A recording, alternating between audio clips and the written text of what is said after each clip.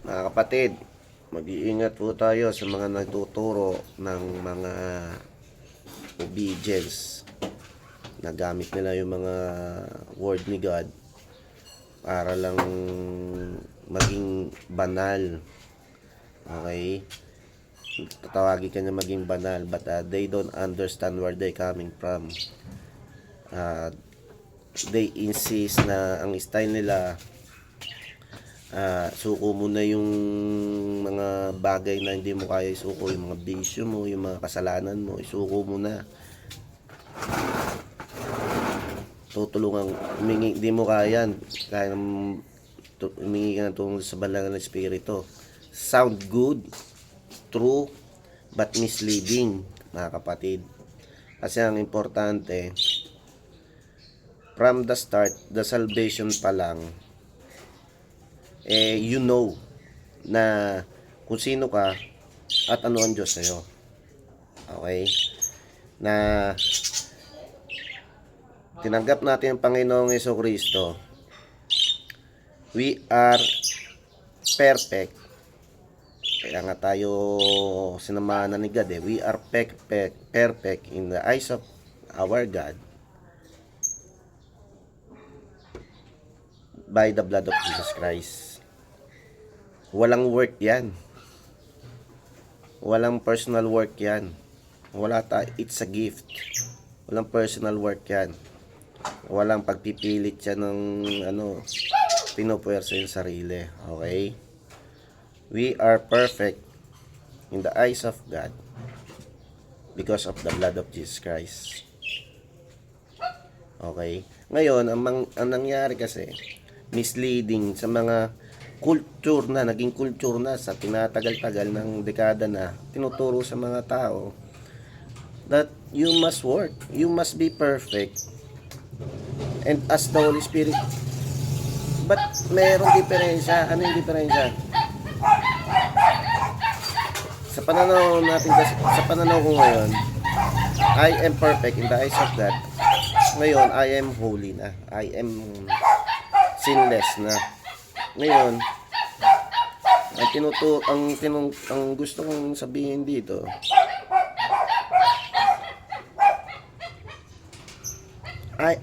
hindi ko, tapos na ako dyan eh. Doon sa perfection, tapos na ako dyan eh. Ginagamit lang yan yung taning, yung perfection, para sa ating sa mga Kristiyano, para ma-suppress niya yung gustong gawin na sa ating good, yung paglapit natin kay Lord. Kasi ang nangyayari,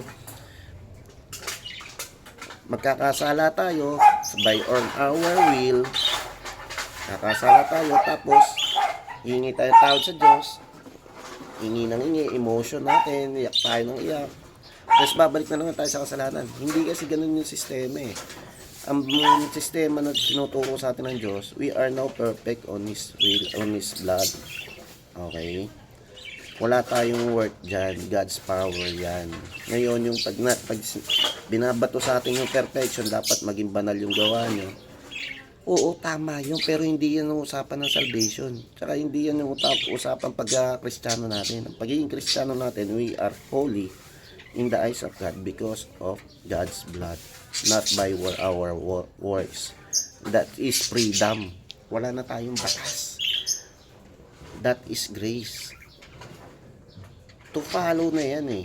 But understanding, even na ngayon na mananampalataya ka ng matagal sa Kanya, you must understand that there is God's will and there is your own will.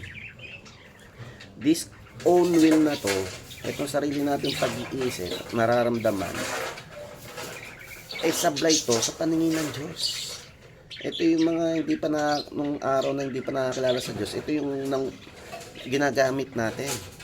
But as we believe in God, we follow Him, nabuhay yung Espiritu sa atin. We are born in Spirit.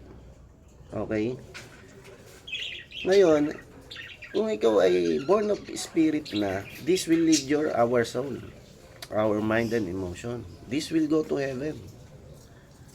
This will lead your soul to heaven. So, if you follow God, ang dapat mangyari sa atin, kung dati ang ini-input mo sa mga cellphone mo, yung mga pinakikinggan mo, mga worldly, Kung gusto mo mag-follow kay God, paltan mo yan ng mga godly. Naririnig mo, mga pinapanood mo, paltan mo yan ng godly, then eventually, magpuproduce yan ng fruit.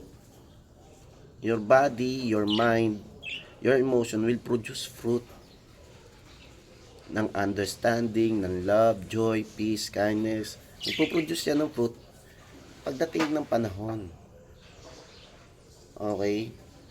What we need to do is to share the good news. Kasi hindi naman tayo lagi dito sa mundong to para magpakasagana. Hindi eh. Masisira to eh.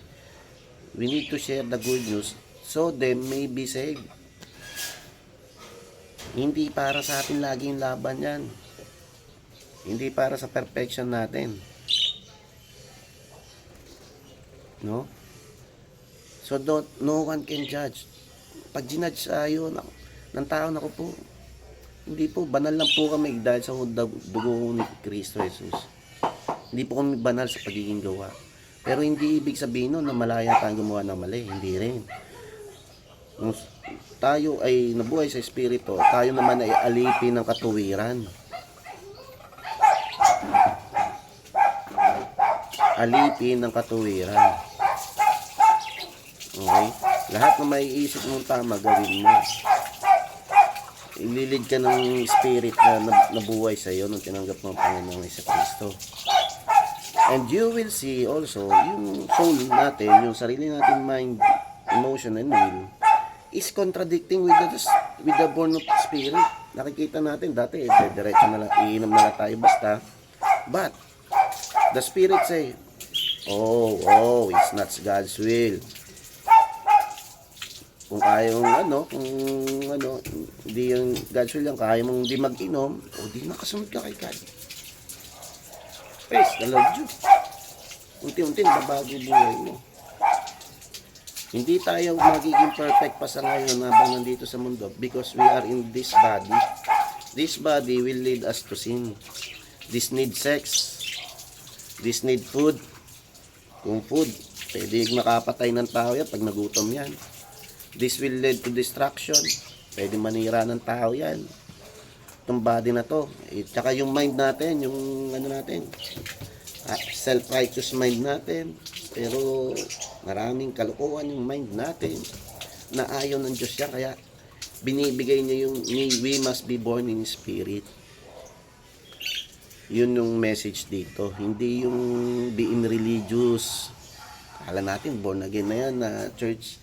Pero ang style pa rin nandun sa cultural na be holy by your works. Kung hindi man nalasabi nilang by your works, sabihin tulungan ng Holy Spirit. But they don't explain who you are really. That's why we're getting trouble eh. That's why pag nagkasala ka sa Diyos, ang tendency, lalayo ka sa simbahan. Lalayo ka sa Diyos. Babalik ka na naman sa sarili mong gawa kasi hindi mo naintindihan kung ano ba talaga tayo, sino ba tayo, at ano siya. If you know the difference, there's no such thing will hinder you or may magiging barrier para lumapit ka sa Diyos. Pag nagkasala ka, lapit ka sa Diyos. Lord, nakita ko yung kasalanan ko.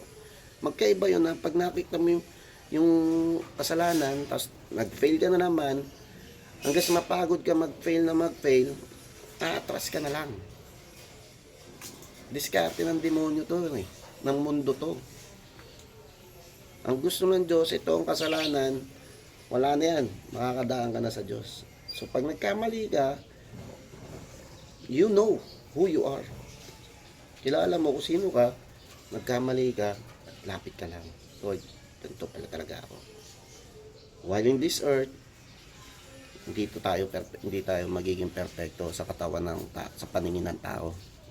Kahit pastor ka man, I believe, wow, pari ka man, hindi tayo magiging perfecto sa paningin ng tao. Pero sa paningin ng Diyos, perfecto tayo. Kaya, ito yung magandang balita talaga. Walang matuwid-tuwid sa paningin ng tao. Lahat, mahal na tayo. Gusto na tayo iligtas. Dahil lang sa maling turo ng mundo, maraming napapahamak. Share the blessing, share the love of God. Glory to God. In Jesus' name, amen.